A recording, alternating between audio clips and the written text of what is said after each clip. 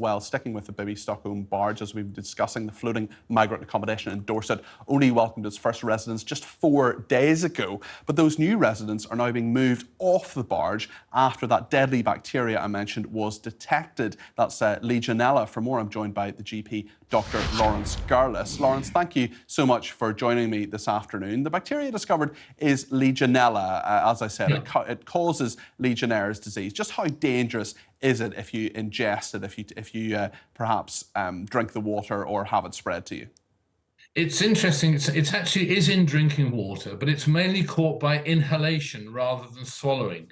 And what you get is droplets of drinking water that come from water towers. There was a case in 2001 where a hotel in London had a water tower, a water tank at the top of the building, and droplets were being blown off by the wind. And actually 3 people caught Legionnaire's disease walking down Oxford Street. And so it's actually highly contagious, but it's inhalation of water droplets. The original case from the Bellevue Hotel in Philadelphia, which I actually took time out to visit because you don't get many new diseases.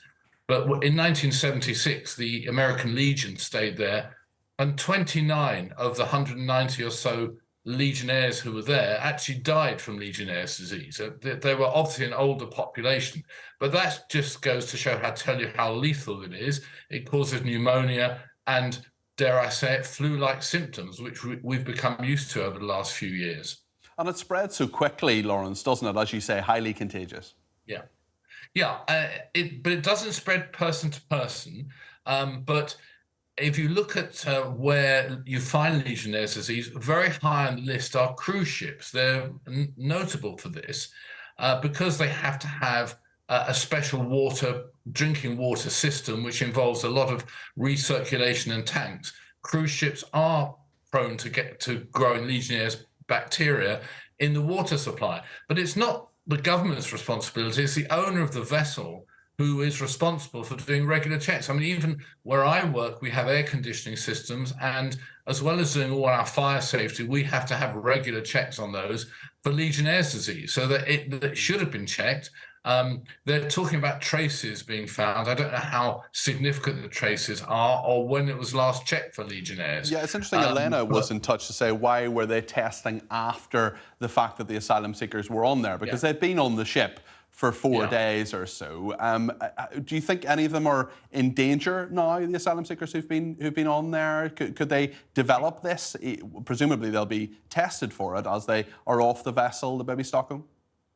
Yeah, in theory they'll be vulnerable. It affects an older population, much like all of these respiratory infections. So I think most of them will be clear. I did hear the other day that someone with tuberculosis was going on to the ship. Now, I assumed that they were being treated for tuberculosis, but that, of course, does spread from person to person. I would actually be more concerned about that.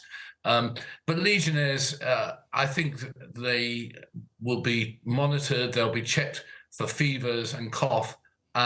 It'll probably be too early to run blood tests for Legionnaires looking for antibodies. So they'll need to be monitored now. But my guess is that given it's a relatively young, healthy population, hopefully there won't be any active infections from what sounds like traces of Legionella bacteria found in the water system. And Laurence, the government says it's not unusual to find Legionella bacteria in those warm water systems. You're talking as well about those cruise ships and other vessels and so on. Do you think what the government says in terms of really it's not unusual, this is not something, nothing to see here, time to move on kind of thing, is that a statement that you would agree with? Do you think that's reasonable for the government to say that?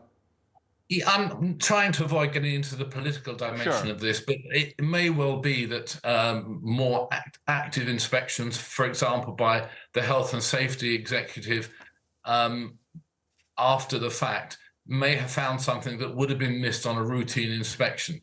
So, at the moment, we don't have any cases of Legionnaire's disease.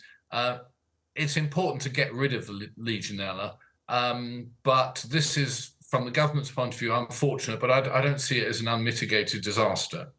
Sure, and it's interesting in terms of these vessels. the Bibby Stockholm is not necessarily a luxury vessel, although it's a company that I remember going on the company's website saying that it was. But on cruise ships and so on, this has happened before. And it's clearly, it is a sustainable thing to stay on a vessel, whether you agree with the policy or not. And I'm not trying to draw you into the politics at all, Laurence. I know you're a GP and you don't want to necessarily speak about the politics. But in terms of staying on those vessels, I mean, how soon do you think that the asylum seekers could, in theory, be back on once this system is dealt with, once the Legionella is dealt with? What could happen next, do you think?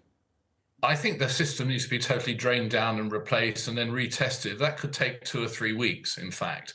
But a closed environment like this is more prone. If you remember the early days of COVID, there was an American cruise ship where a huge number of people were infected with COVID. And we, from time to time, get norovirus infections on these closed environments. So in themselves, they are not the healthiest places to put large numbers of people in crowded place. But, you know, that's not for me to decide.